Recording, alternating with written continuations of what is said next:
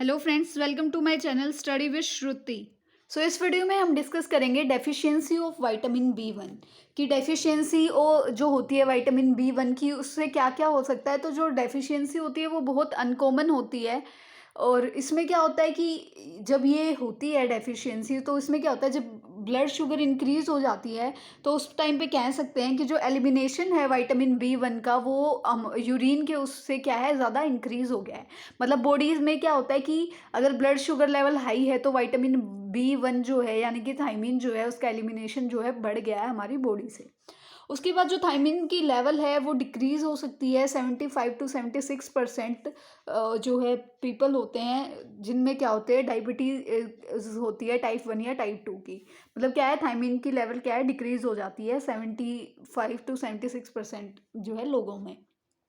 उसके बाद क्या हो जाता है कि जब डेफिशिएंसी होती है तो इससे वीकनेस, फटीग या फिर साइकोसिस या फिर जो नर्व डैमेज है वो होने के चांसेस जो हैं ज़्यादा होते हैं। और जब ज़्यादा ही डेफिशिएंसी हो जाती है तो सीरियस कुछ डिसऑर्डर्स हैं, जो ये डिसऑर्डर हो सकते हैं डेफिशिएंसी ज़्यादा होने की वजह से। तो सबसे पहले आता है बेरी बेरी को जो रिच ईटर्स डिजीज़ है वो भी कहते हैं। और बेरी जो है वो 3 टाइप का होता है, ड्राई, वेट और इन्फेंटाइल। तो जो ड्राई बेरी होता है उसके कुछ सिम्टम्स होते हैं, जैसे कि पोलिनाइट्रेसिस यानी कि बहुत ज़्यादा नबनेस आ जाती है जब हमारी एक्सट्रीमिटीज़ जो होती हैं, क्रैम्प्स आने शुरू हो जाते हैं, मसल वास्टिंग हो जाती है और चलने में क्या है, डिफ़िकल्टी होती है वॉकिंग में। तो वो सारे सिम्टम्स होते हैं ड्राई बेरी के।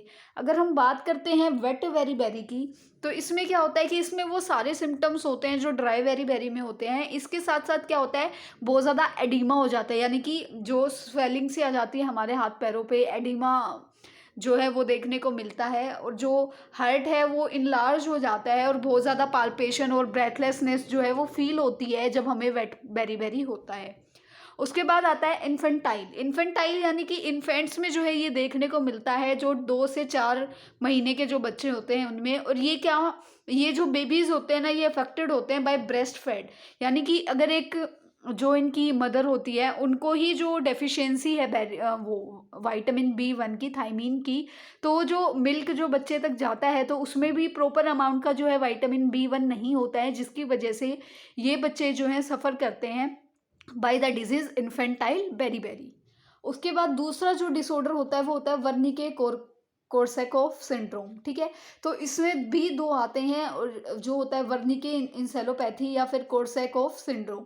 ये दोनों ही जो होते हैं, दोनों ही ब्रेन डैमेज की वजह से होते हैं। जब भी ये दोनों ही लीड करते हैं ब्रेन डैमेज को। ठीक है, तो सबसे पहले हम देखते हैं वर्निके इंसेलोपैथी। तो इसमें क्या होता है कि ये डैमेज कर देता है हमारे ब्रेन के उन रीजन्स को, जैसे कि थाइमस और हाइपोथैलेमस को, जिससे क्या होता है कि बहुत ज़्यादा कंफ्यूजन, मेमोरी लॉस की कंडीशन, या फिर जो मसल का कोऑर्डिनेशन है वो लॉस हो जाना, और जो विजुअल प्रॉब्लम्स हैं वो देखने को मिलती हैं। बहुत ज़्यादा रैपिड आई मूवमेंट हो सकती है, या फिर डबल विजन जो है हमें देखने को मिलता है जब हमें वर्निके इंसेलोपैथी के सिम्टम्स जो है हम काउंट करते हैं, तो ये सारे आते हैं।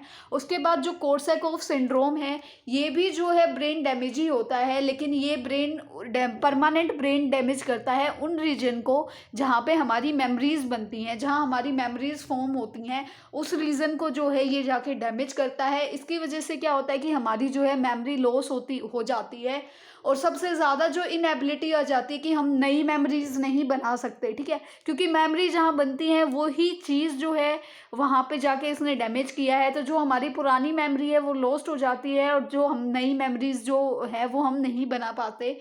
और इसकी वजह से हेलुनेशंस भी जो है देखने को मिलती हैं, कि जो चीज़ वहाँ पे नहीं है वो चीज़ भी हमें वहाँ देखने को मिलती है। हमें लगता है कि यहाँ पे कुछ है लेकिन वहाँ कुछ होता नहीं है। इसके बाद हम डिस्कस करते हैं कुछ बेनिफिट्स जो इसके सप्लीमेंट्स के होते हैं। तो जो लोग सफ़र कर रहे हैं हाई ब्लड शुगर से, या फिर जिनमें थायमीन की अमाउंट बहुत कम है, पुअर थायमीन है जिनके अंदर, तो उसमें कहता है कि जब भी हम हाई डोज सप्लीमेंट्स उनको देंगे तो उसकी वजह से क्या होगा, उनकी जो ब्लड शुगर है वो रिड्यूस हो जाएगी, जो इंक्रीज़ हो रखी है बहुत ज़्यादा वो रिड्यूस हो जाएगी, और जो हाई ब्लड प्रेशर है यानी कि हाई पीपी है वो भी रिड्यूस हो जाता है। और जो लो थायमीन इनटेक है, मतलब हम थायमीन कम लेते हैं, तो वो भी बहुत सारे डिसऑर्डर्स को जो है एसोसिएट करता है, जैसे कि डिप्रेशन जो है हो जाता है उसकी वजह से। उसके बाद क्या है, फाइब्रोमाइलेगिया। फाइब्रोमाइल्जिया भी हो सकता है। इसमें क्या होता है कि जो फाइब्रस टिश्यू होते हैं ना, जो मसल्स को जोड़ने का काम करते हैं, जो फाइब्रस टिश्यू मसल को एक दूसरे से कनेक्ट करते हैं, वो बहुत ज़्यादा वीक हो जाते हैं, उनमें वीकनेस आ जाती है, जिसकी वजह से वो अपना काम अच्छे से कर नहीं पाते और क्या हो जाता है, कोऑर्डिनेशन जो है वो खराब हो जाता है। तो अगर हम अच्छे से थायमीन नहीं लेंगे तो ये प्रॉब्लम हो सकती है। उसके बाद ग्लाकोमा भी हो सकता है। इसमें क्या होता है, एक बहुत सारी ग्रुप हो जाती है, ग्रुप ऑफ आई डिजीज़ जो है इसमें होती हैं, जिसकी वजह से हम अपनी जो विज़न है उसको खो सकते हैं या फिर हमें टोटली ब्लाइंडनेस भी हो सकती है, क्योंकि ये सीधा जाके हमारी जो ऑप्टिक नर्व है उसको डैमेज करता है, जिसकी वजह से हमारा विज़न या फिर ब्लाइंडनेस जो है हमें हो सकती है।